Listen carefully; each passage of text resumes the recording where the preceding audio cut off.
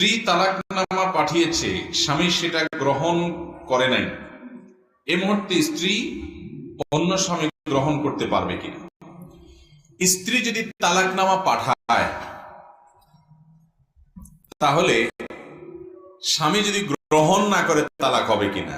একই কথা উল্টা দিক থেকেও করা যায়। একই প্রশ্ন, স্বামী তালাকের নোটিশ পাঠাইছে, স্ত্রী সেটা রিসিভ করে নাই, তাহলে তালাক হবে কিনা? এর উত্তর হলো, তালাক যদি শরিয়ার নিয়ম অনুযায়ী প্রয়োগ করা হয় তাহলে অপরপক্ষ গ্রহণ করছে কি করে নাই এটার উপর শরিয়ার দৃষ্টিকোণ থেকে তালাক পতিত হওয়া নির্ভর করে না। কথা কি বুঝাতে পারছি? স্বামী তালাক লিখে পাঠিয়েছে চিঠি, স্ত্রী সেটা গ্রহণ করে নাই, তো এতে কিছু আসে যায় না। স্বামী যদি তালাক লিখে পাঠিয়ে থাকে তালাক হয়ে গেছে, স্ত্রী গ্রহণ করুক বা না করুক। স্ত্রী যদি তালাক নামা পাঠায় স্বামীকে, তো স্ত্রী তালাক দিতে পারে কিনা?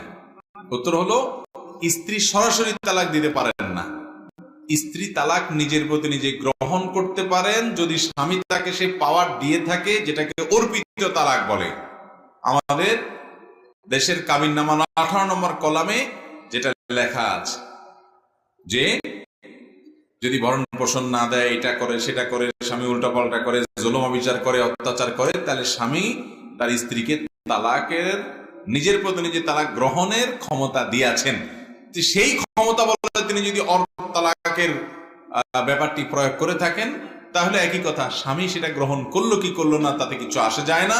সঠিক নিয়মে হলে অর্পিত তালাক দিয়েও তালাক হতে পারে, কিন্তু বেশিরভাগ ক্ষেত্রে মহিলারা স্বামীকে তালাক দেয়, বলে আমি তোমাকে 1 তালাক 2 তালাক দিলাম। এভাবে তালাক দিলে কোনোদিনই তালাক হবে, কারণ স্বামী তালাক পতিত হওয়ার ক্ষেত্র না। কথা কি বুঝতে পারছি? তো এই জন্য তালাকের মাসআলাগুলো বড় স্পর্শকাতর। এটা দিয়ে ফেললে ফেরত নেওয়া কঠিন হয়ে যায়। এমনকি তালাক দিয়েছেন, কোথাও সাক্ষী নেই, স্বামী স্ত্রী 2 জন শুধু আছেন, এর মধ্যে স্বামী তালাক দিয়ে দিচ্ছেন, কেউ শুনে নাই, কোনো সাক্ষী নাই, এতে কি তালাক হবে না হবে না? এতেও তালাক হয়ে যাবে। কোনো সাক্ষীর দরকার নাই, এমনকি স্ত্রীও ছিল না, স্বামী দূর থেকে তালাক দিয়ে দিছে সে স্ত্রীকে, স্ত্রী দূরে ছিল, তাতেও তালাক পতিত হবে।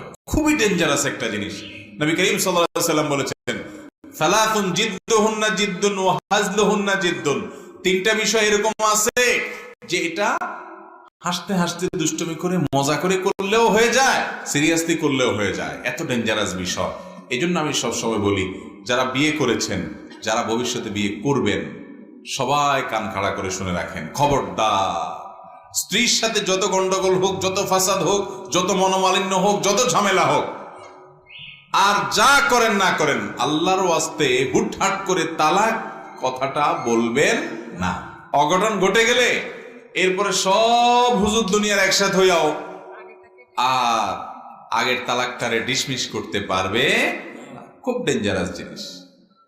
বউর সাথে বেশি করে ফেলছে, এটা ধাক্কা দিয়ে দেন, একটা চিমটি কাইটা দেন, একটু বকা দিয়ে দেন।